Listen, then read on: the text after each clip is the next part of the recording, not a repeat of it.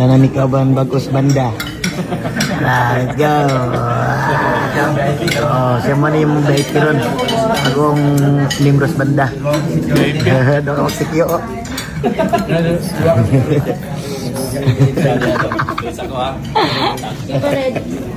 Ipapila na sila. So, yun.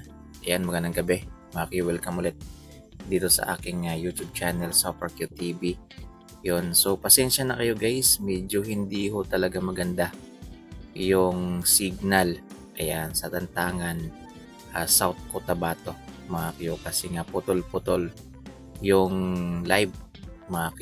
So, yun yung sinasabi ko guys eh. Ayan, okay yung signal kapag hindi pa nagpe-perform sila Elias. Pero kapag nag-perform na sila guys, humihina na kasi marami nang gumagamit. So ito naman mga ka-Q, ayan, ito yung dinner kanina ni Elias kasama yung kanyang grupo. At syempre, ayan, yung bago nilang miyembro sa banda. Ayan, kasing sabi ni Elias guys, bagong member nila. Hindi, tatay ni Elias. Ayan, si Elias Lintukan Senior. Ayan, so nandun din po siya kanina. Kasi nga malapit lang guys yung concert venue. Siguro, di ba kanina umuwi si Elias? Yan, sinundo siya ni JJ. And then, diretso sa kanilang bahay. Ngayon, siguro pagbalik, sumama si Sir Elias Senior, mga Q, para at least, yan, kasi malapit lang din naman guys, para makapanood din siya ng concert ni Elias. So, yun, kanina madaming drama tayong nakita, mga Q. Ayan, so nakita niyo ba yung yung upload ni Elias? Ayan, yung binidyohan niya yung kanyang papang natutulog. Tapos yung caption guys, grabe. Ayan, syempre sabi nga ni Elias, ayan, kumbaga proud siya sa kanyang papa.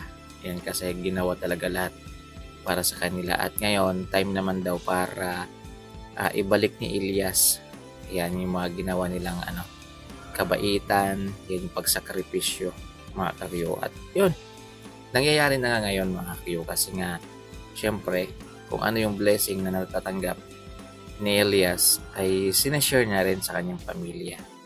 Yan, so hindi po yan madamot, mga Q. So pinapagawa niya ng bahay yung kanyang mga magulang, yan, binilhan ng motor, yan, may farm na. So kahit sabihin pa ng mga buzzers guys na malao si Elias, wala nang problema. Yan.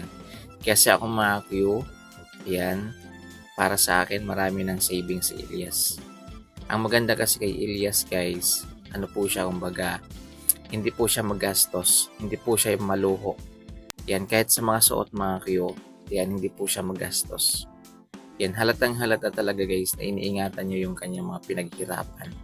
Which is yun naman talaga dapat, kasi hindi sa lahat ng panahon, yan, sabi nga niya, hindi sa lahat ng panahon sikat sila. Hindi sa lahat ng panahon maraming concert, maraming gig.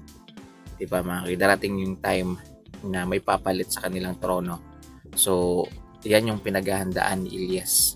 Yan. So matalino si Elias, mga ka-Q. Kahit silang mag-asawa si Ma'am Abigail, isipin nyo guys milyonaryo na si Elias. Sikat na sikat si Elias. Sunod-sunod yung concert, abroad man o dito sa Pilipinas. Pero tingnan nyo, hindi nagpapabaya si Ma'am Abigail. Ginagamit ni Ma'am Abigail yung kanilang pagka-popular. Yan, kita nyo, nagti-TikTok. Nagbebenta ng product sa TikTok. Ayan. O diba guys, grabe no, nakakabilib. Mga Q, grabe yung mindset nilang dalawa na mag-asawa guys.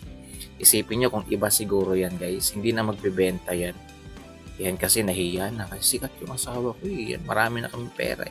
Isipin nyo, ba't pa ako magbebenta? O diba guys? Kaya nga minsan pinagtatawanan nila si Mama Bigil kasi nga nagbebenta daw sa TikTok.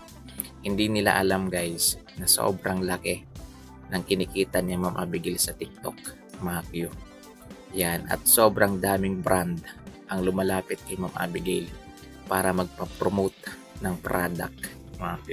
So, yun guys, maraming salamat. Ingat. God bless, abang-abang na lang.